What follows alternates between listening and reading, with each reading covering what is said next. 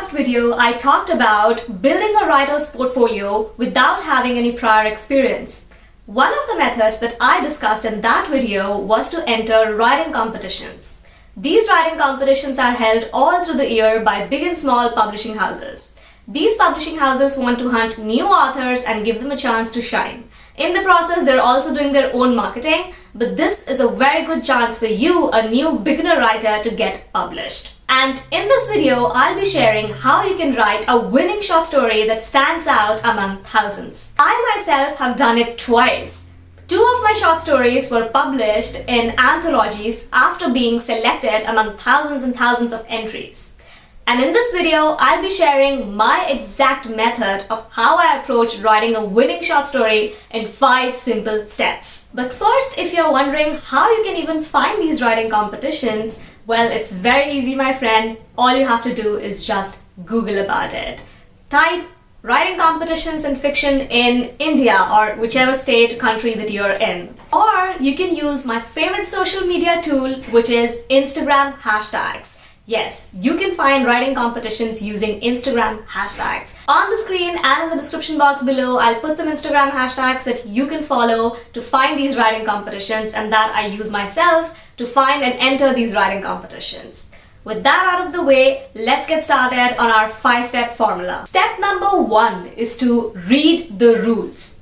I know it sounds obvious, but most of the times, the obvious things are the ones that are most overlooked. Trust me, I have worked as an editor at a publishing house, and most number of participants that get rejected are because they have submitted something that violates the rules. Even if their story is good enough, we don't have enough time to look at their story and try to remove the issues that they have placed inside it by violating our rules that we clearly mentioned on the webpage. Usually, these writing competitions are side projects for the publishing houses, and that's why they do not have enough time or manpower to put on these projects. They have at the most 1 or at the most 2 editors working at a time, scrounging through thousands and thousands of entries and shortlisting the winning stories. Hence, editors get super picky about who they let in. The easiest way to reject somebody is to say that they have violated a rule by just reading the first paragraph. So keep that in mind and read the rules very carefully before you write anything for a writing competition.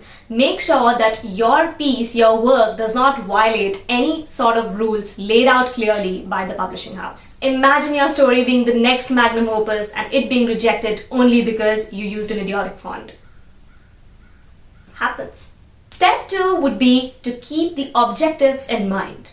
By objectives, I mean genre and theme. The aim of most competitions is to select a bunch of stories and publish them under the same umbrella of a certain theme and market them as an anthology together. Hence, most competitions are going to give you a theme, a very restricted, specific theme, along with the genre. And if you deviate from that theme or genre, then no matter how beautiful and wonderful your story is, you will be outright rejected because they have a very specific marketing plan related to the genre and theme, and that's how they are going to pick the stories. So this is a very important thing for you to keep in mind. Whatever you write needs to be under that theme, under that genre.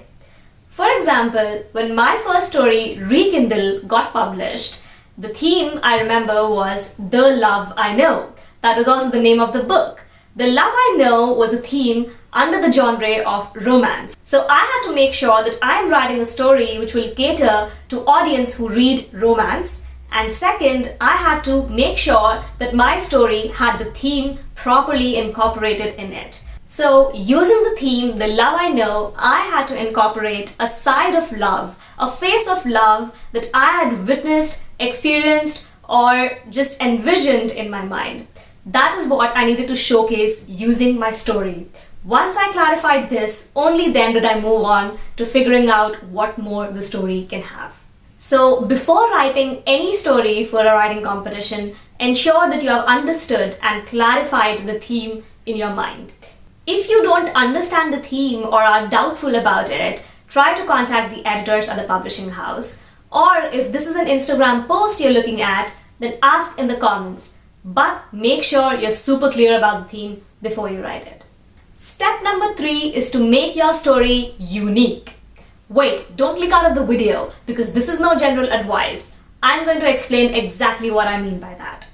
When I say make your story unique, I do not intend to say that you should be writing something brand new that nobody has ever written or ever experienced. Yes, it needs to be your own idea, it needs to be your story and something that you have not plagiarized from somebody else. However, you do not need to have a brand new story in order to make it unique. By experience, I can say that the most common incidents in our real life that are not commonly read or usually expected in books are the ones that have the potential to form a unique story. In simpler words, focus on writing about those instances that are common in everyday life but are not commonly expected in books or stories.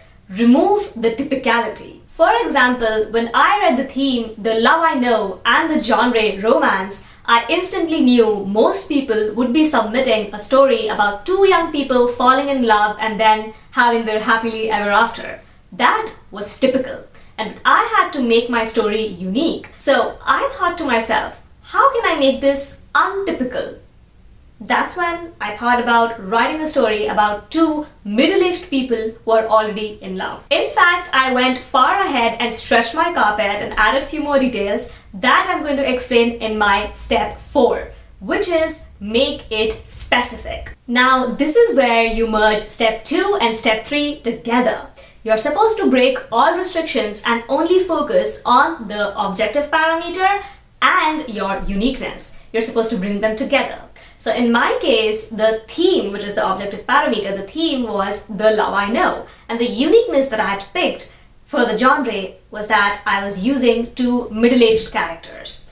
Now I wanted to bring those two together. I had to make sure that the story that I would write about these two middle-aged characters would somehow fit in the theme of The Love I Know. Now, talking about The Love I Know, this theme could be about anything that I had experienced myself, something that I had witnessed, or something that I envisioned. I was too young to have even witnessed or experienced middle-aged love story, but what I could instead do was to envision and observe. I observed around myself and I noticed what could be the love that I can observe about two middle-aged characters. This is how I brought them two together. How could I have narrowed down my story about two middle-aged characters inside the theme of The Love I Know? And I thought, usually people read about two characters falling in love and getting married. Why not this time I provide to my readers a story about two people, two middle-aged people who are already married and who instead want to rekindle their love. Boom, I had my story. That is how when you merge your theme with the uniqueness, you get a very specific story in mind. This is how you add specific details to make it even meatier. However, no story can be a solid winner unless you have step number 5, which is make it relatable. Now, many would say that this is impossible. How can something be unique and commonly relatable at the same time? Right? Wrong. Well, if you didn't quite understand my previous 2 points about uniqueness and making it specific, then don't worry, my friend, because relatability is the king. This is what brings your story to the forefront. Many people misunderstand that uniqueness is what makes your story stand out. Well, that's not really the case. It's quite the opposite. Nobody wants to read about something that could never happen. But everybody wants to read about things that happen a lot but are rarely noticed. Let that sink in. Again, I'll take my own story as an example for this one too.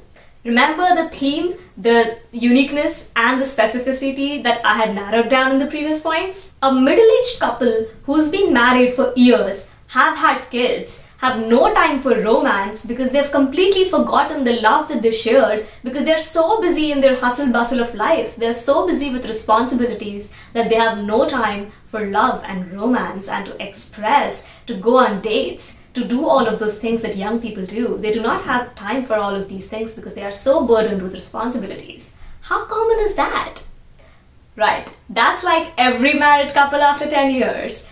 It is so damn common, so damn relatable. But still, how many books have you read about married couples after 10 years rekindling their love? Well, I'm not saying that there will be no book saying that, but I'm pretty sure that you have read more about two young people falling in love and having their happily ever after, right? So, I decided to write about something that is common but is rarely incorporated into stories and books. That's how my story became unique and relatable and turned into a winning story. Smash the like button before you note down the formula. Yes, that is the winning formula, so make sure you note it down. Feeling good yet?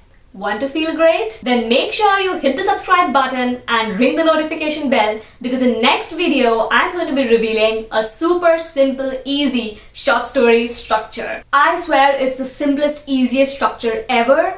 It will be your secret arrow, but for now, make sure you subscribe. Alright guys, this is me, Srishti Rathour, signing off. See you in the next video. Bye bye.